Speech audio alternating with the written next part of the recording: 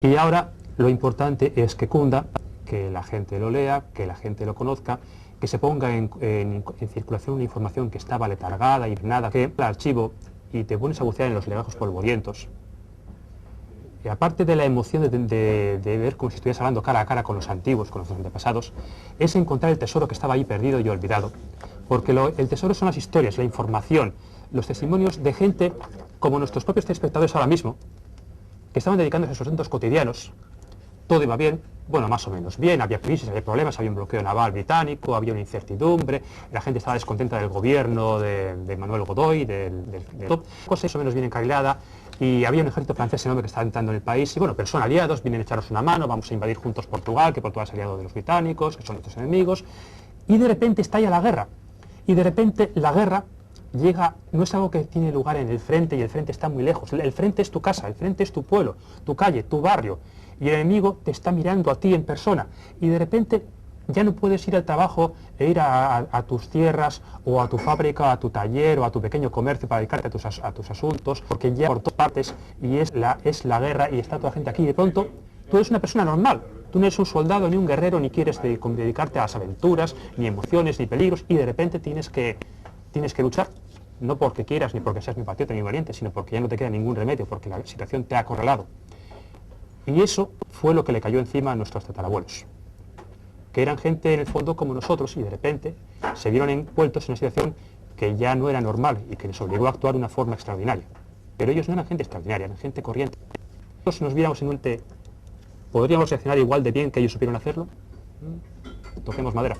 Yo estoy viendo parte del libro, claro, hay personajes, y por eso te preguntaba cómo nos recordaba la historia, ¿no? Estamos hablando con Juanjo Sánchez, vascos contra Napoleón, ¿no? Y te preguntaba cómo imaginabas que podría ser el futuro. Y se me ocurren nombres, Napoleón, Julio César. Después, ¿algún nombre la historia recordará? De los actuales.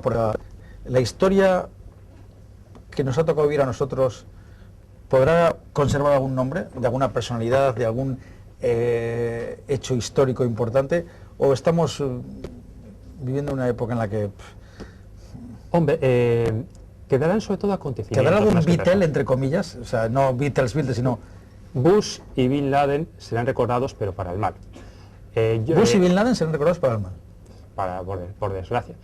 Obama tiene el potencial para estar al bien de una gran hazaña, que es universalizar la sanidad en los Estados Unidos, aunque no una sanidad pública como la nuestra, sino una especie de seguro privado, pero universal para todos, lo que antes no existía. Pero a ver cómo va a quedar después, si como queda como un quiero no puedo, como alguien que realmente lo consiguió. Luego, otro que va a quedar también para la historia será Mikhail Gorbachev, porque fue el hombre que acabó con el Imperio Soviético desde dentro. Y otras personas que hoy parece que tienen mucho nombre, quedarán miradas con una situación de límite. Hombres como por ejemplo Gordon Brown o Gerhard Schröder, que fue canciller de Alemania, pues esos no quedarán mucho en la historia. Más Thatcher igual que... Thatcher y Reagan quizás sí.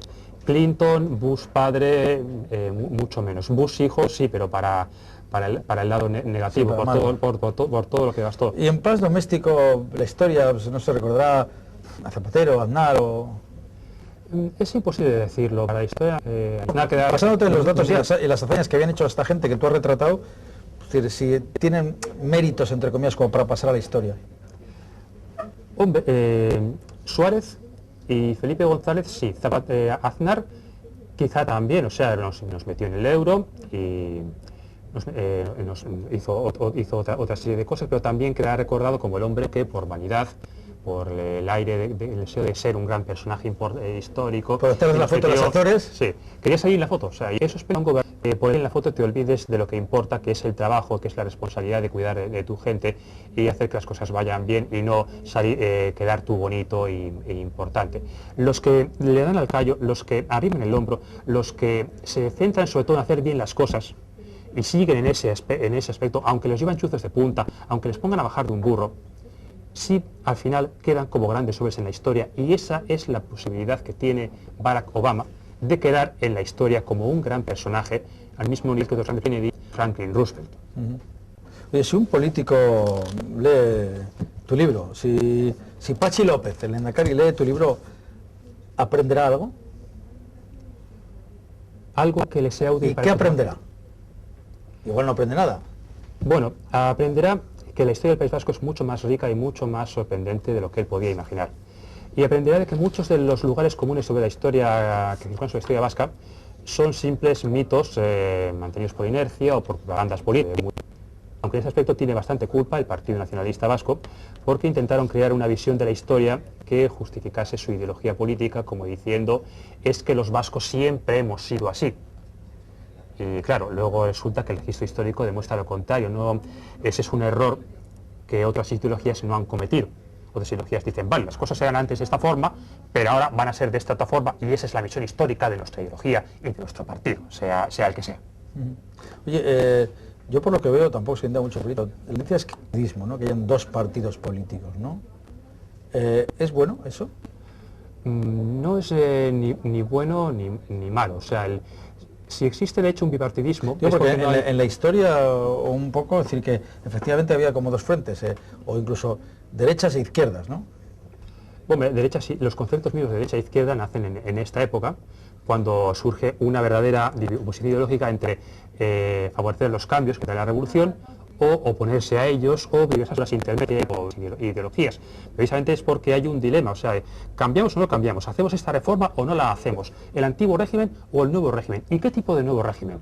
Porque no es lo mismo la Revolución Francesa de los primeros años, cuando está todavía Luis XVI como monarca constitucional, de la revolución del terror de Robespierre, una dictadura implacable, la revolución girondina, terminodiana, la elección terminodiana, que es un régimen progresista pero oligárquico que solamente está abierto al estamento más rico y a ver si quedamos en igual que antes.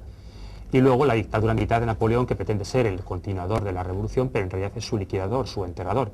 O sea, los aspectos tecnocráticos, materialistas que le pueden ser útiles para crear un imperio poderoso y un ejército eficiente. Y esa fue la revolución que nos cayó a nosotros encima. Y eso crea una confusión, porque por un lado Napoleón trae los valores de la Revolución Francesa, libertad, progreso, igualdad. Y Democracia.